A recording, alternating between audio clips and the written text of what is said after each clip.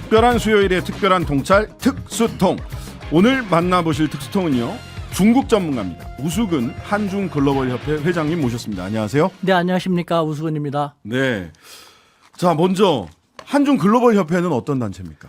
네, 그 중국 제2의 경제 대국입니다. 계속 예. 성장 중에 있습니다. 예. 그 중국을 있는 그대로 제대로 알면 우리가 잘 활용하면서 함께 성장할 수 있거든요. 네. 글로벌 측면에서 윈윈을 할 수 있는데 우리는 중국에 대해서 너무 잘 모른다. 그래서 우리 협회를 통해서 있는 그대로의 중국을 우리 사회에 있는 그대로 전달함으로써 잘 파악해서 잘 활용하게 하자라는 측면에서 만든 것이 한중 글로벌 협회입니다. 네. 있는 그대로의 중국을 있는 그대로 한국에 소개를 하는 것을 통해서, 예, 우리 국익을 또 만들어 나가는 거겠죠. 정확한 정보가 가장 중요하니까. 자, 제일 궁금한 거. 네. 열흘 전부터 한국 포털 네이버에 접속이 되지 않거나 속도가 느려졌다. 네. 가수 겸 배우 정용화 씨, 네. 예, 중국 촬영하던 프로그램 무산됐다. 네. 또 무슨 싱하이밍 그 대사는 그런 거 없다. 그 국민 며느리, 예, 한국인 출신 국민 며느리 여전히 예능에 잘 나오고 있다, 이렇게 얘기를 하시던데, 이거 소위 한한령 아닌가? 이런 생각을 하게 됩니다, 사실. 당연한 거 아닙니까? 한한령이다. 제가 지금부터 말씀드리는 것 예. 듣기 싫더라도 정말 국익을 위해서 들어야 됩니다. 저는 좌파도 우파도 아닌 대한민국하고 20몇 년 동안 중국하고 쭉 살아왔거든요. 네.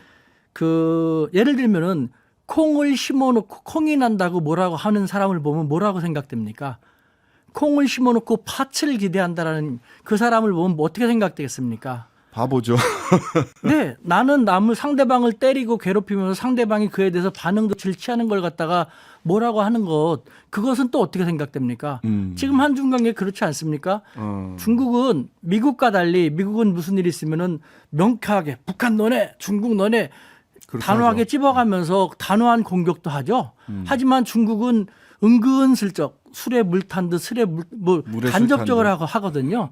근데 이번에는 조금씩 더 강하게 한국이 느껴지는 행동을 하지 않습니까? 네. 그만큼 심기가 꼬여 있다라는 것이죠. 불편하다. 예. 예.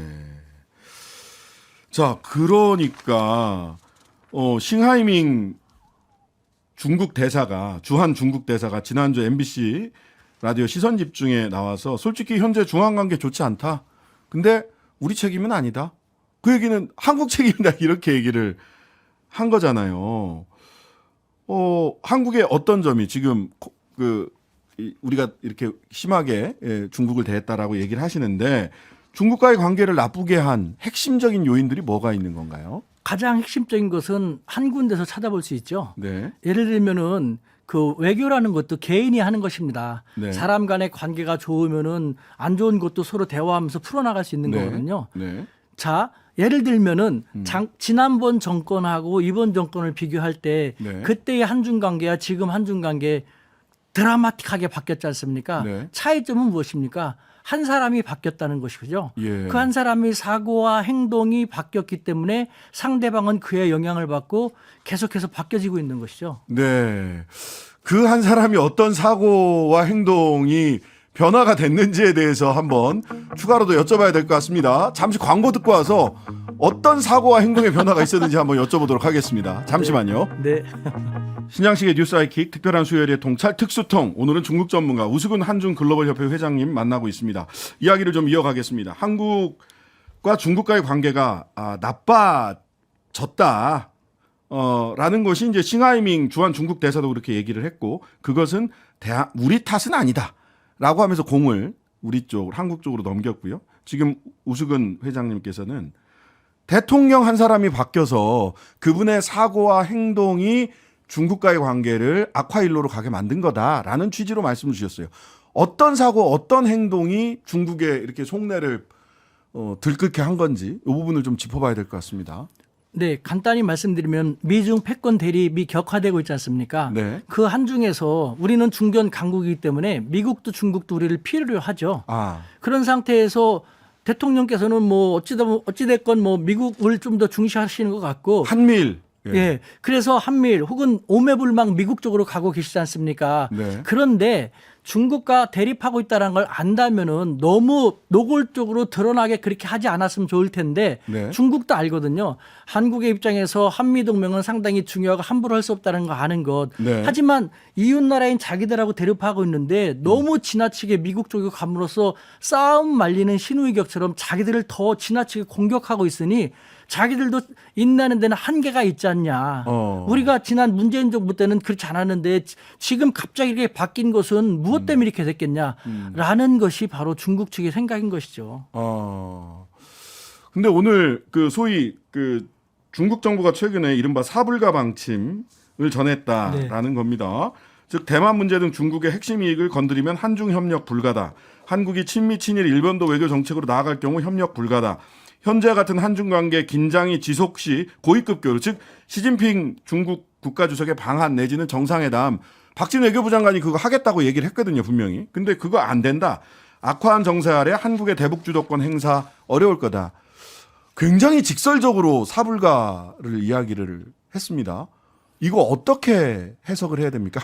우리 입장에서는. 지금 그 바로 말씀하셨는데 굉장히 직설적으로라고 했지 않습니까? 예. 조금 아까도 말씀드렸지만 중국과 미국을 비교하면요. 미국은 직설적이고 단호하고 직접적입니다. 예. 너네 그러지 마. 너네 그러면 가만히 안 놔둬. 중국, 일본, 한국, 북한 명시적으로 얘기하지 않습니까? 네. 중국은 안 그럽니다. 유관 관계국은 대화 협력을 항상 은근슬쩍 두리뭉실하거든요. 예. 그런데 이렇게 직설적으로 네 가지 불가를 딱 얘기했다라는 것은요. 그만큼 한국의 윤석열 정부에 대해서는 마음이 굳어졌다. 사실 윤석열 정부가 집권하면서 몇 개월 동안은 자기들이 윤석열 행정부가 한미일 쪽으로 가까이 갈 거라는 건 어느 정도 생각을 했지만 이렇게까지 나올 줄은 몰랐다. 도대체 뭐 때문에 그러는가라는 걸 파악하기 위해서 분주했거든요. 예. 그러면서 윤석열 대통령께서 어쨌든 개인적이건 뭐 성장 환경이건 미국과 일본을 상당히 중시하는 거 바뀔 수 없다는 걸 느끼면서 상응 조치를 취하기로 마음을 굳혔던 걸로 제가 파악할 수 있습니다. 그래서 그 이후로 이전에는 한국이 뭐라고 한다 하더라도 자기들 나름대로 조금씩 제재를 취하고 눈치를 보고 했는데 네. 지금은 철저히 이에는 이 눈에는 눈 그런 전략으로 나오게 된 것이죠.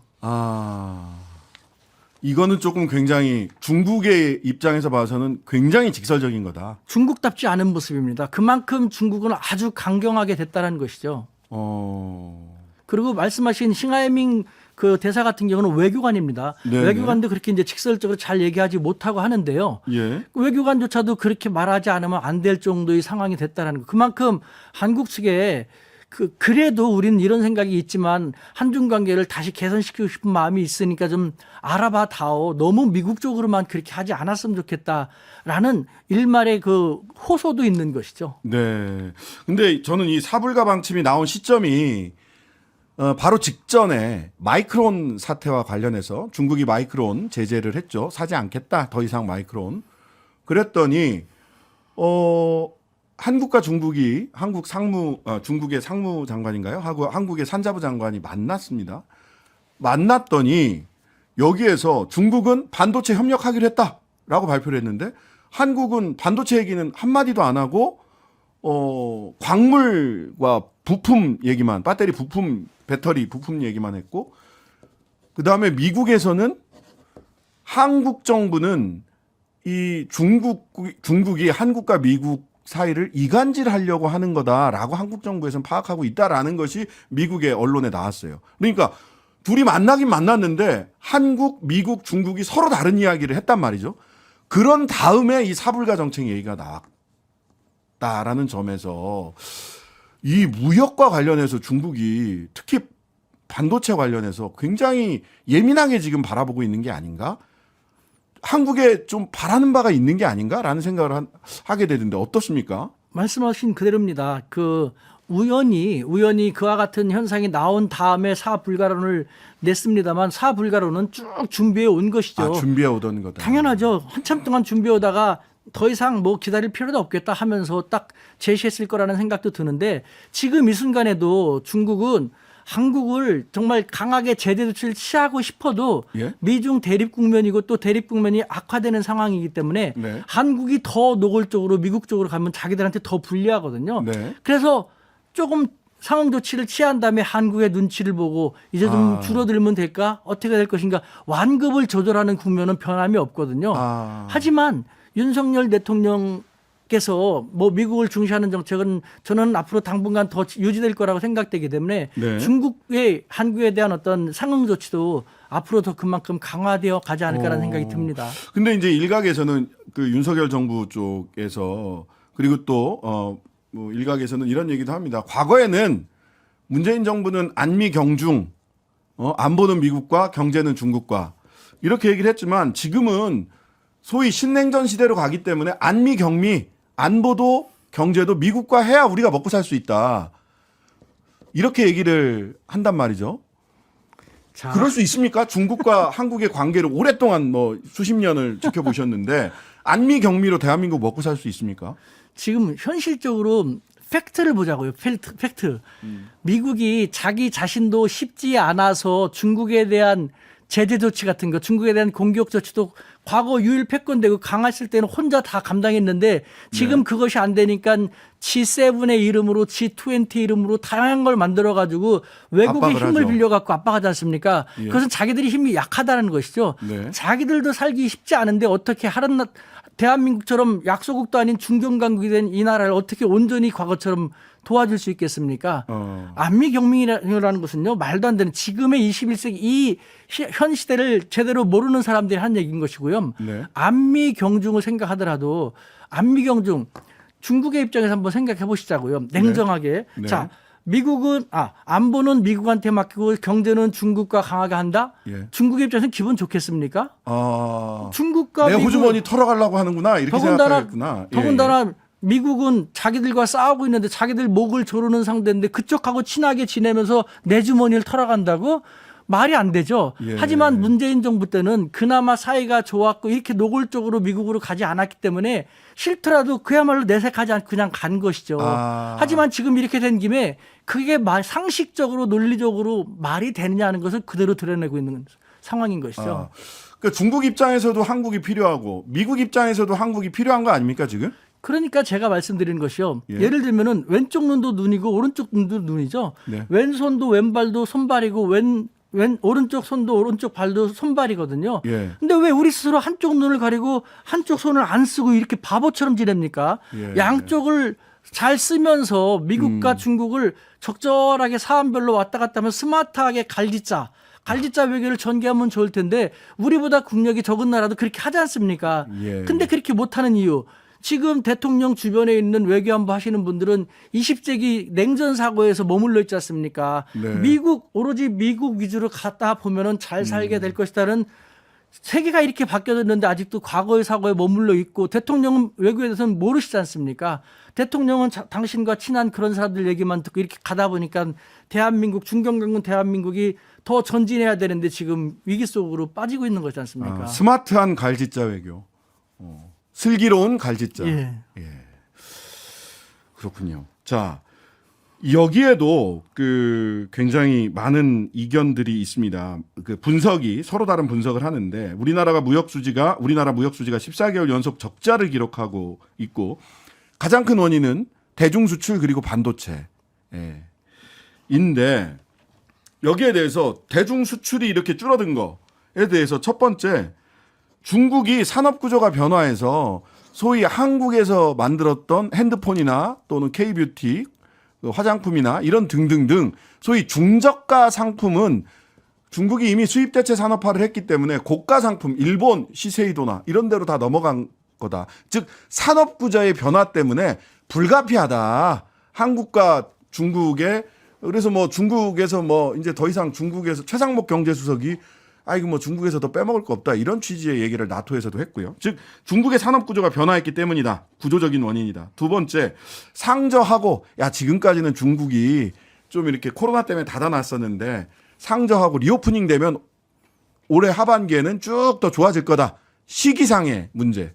세 번째로는 중국이 경제 문화뿐만 아니라 경제 한한령 보이지 않는 견제가 이미 들어갔기 때문에 지금 무역 적자가 늘어나고 있는 거다. 세 가지 분석이 있습니다.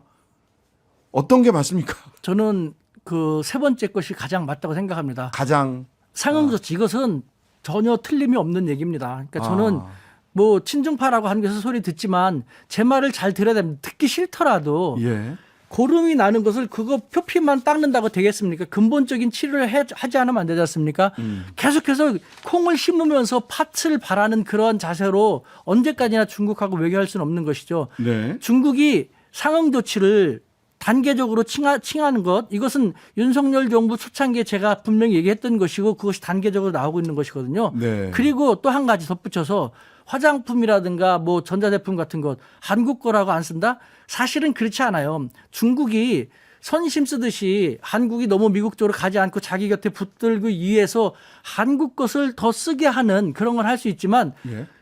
과거처럼 지금 한국 것을 일부러 못 쓰게 한다고 해서 국민이 따르거나 그렇지 않거든요. 예. 품질입니다. 예. 지금 우리 제품이 중국에서 아직 잘 나가는 것도 많고 우리 음식 같은 거 아직도 잘 나가는 거거든요. 네. 그런데 지금 뭐 말씀하신 몇 개의 제품이 잘 안 나간다라는 것은요. 예. 중국 제품도 그만큼 품질, 올라왔다. 가성비가 많이 올라왔기 때문에 소비자들은 정치적인 것보다는 자기 일상 생활을 기준으로 판단해서 구입하는 것이기 때문에 그렇게 분석하는 것도 경제를 갖다가 정치 이데올로기인 측면에서 헛되게 잘못되게 분석하고 있는 것인 거죠. 자, 산업구조 변화의 측면이 분명히 있고 우리나라가 더 좋은 상품을 만들어야 된다라는 게 하나라면 하나는 상응 조치, 소위 보이지 않는 견제 이런 것들이 동시에 있는 앞으로 것이다. 그 견제는 더 심해질 겁니다. 더 저는 이제 심해질 거다. 그런 걸 들어서 알고 있는데요. 지금은 뭐 문화 콘텐츠하고 경제 방면이지만 조금 더 그 다음 단계로 외교적으로도 계속해서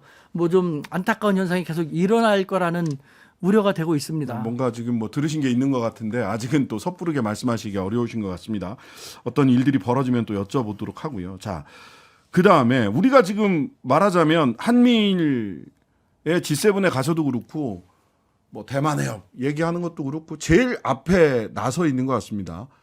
왜 이렇게 느끼냐면 G7 이후에 바이든 대통령 같은 경우 우리 사실 중국이랑 협인기야. 디커플링 아니고 디리스킹이야. 중국한테 과도한 의존을 벗어나려고 하는 거지 중국과 적대하려고 하는 게 아니야 라고 쓱 얘기를 하고 교역량도 훨씬 많이 들고 유럽에 있는 국가들도 중국에 가면서 다 뭐 한 보따리씩 받아옵니다. 그러면 중국은 미국하고 이렇게 끝까지 대립할 거냐, 미국은 중국하고 끝까지 말하자면 대립할 거냐, 이러다 우리만 닭 줬던 게 되는 거 아니야? 라는 위기감도 있습니다. 지금 중국과 미국의 관계는 앞으로 어떻게 보세요? 근데 지금 말씀하신 그 우려도 저도 그대로 동감을 하는데요. 네. 국제관계에서는 영원한 적도. 국익밖에 없지 않습니까? 영원한 네. 우방도 적도 없지 않습니까? 미국과 중국이 대립하다가 정말 중국이 한국에 대해서 응어리가 점점 커져가지고요. 네. 미국이 자 우리 중국 이렇게 싸우지 말고 우리 잘 지내보자 라면서 타협안을 제시했을 때 중국이 좋다 조건이 있다.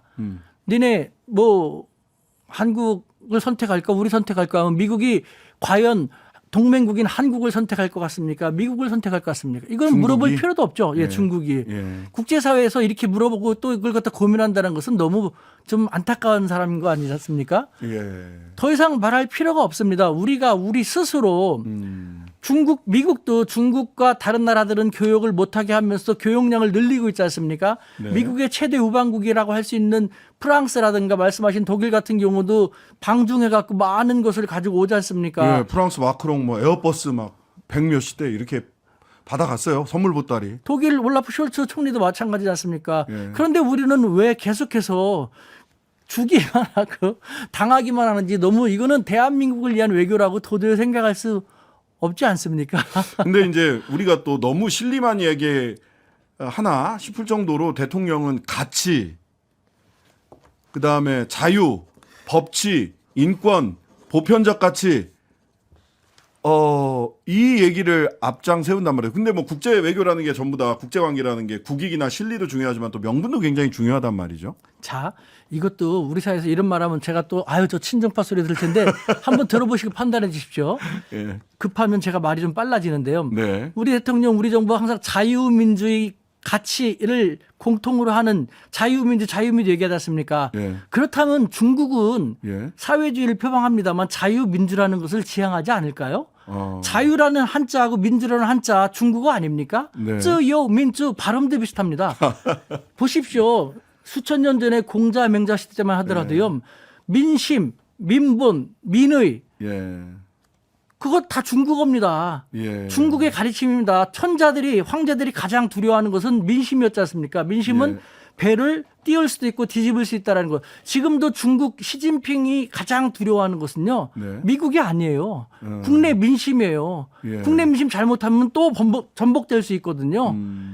이것은 무엇을 얘기하냐. 중국도 중국 나름대로 자유가 있고 민주가 있는데 다만 서구식 자유민주하고 중국식 자유민주가 다르다는 것이에요. 서구는 네, 네. 개인의 자유를 극대화하지만 중국 같은 경우는 사회 안녕을 더 우선시했지 않습니까? 그것이 우리가 알겠습니다. 박정희 전까지만 해도 우리랑 똑같지 않습니까? 내재적 접근을 통해서 중국에 대해서 이해할 필요가 있다라는 취지로 받아들이면 될 것 같고요. 스마트한 갈짓자 외교가 필요하다라는 말씀.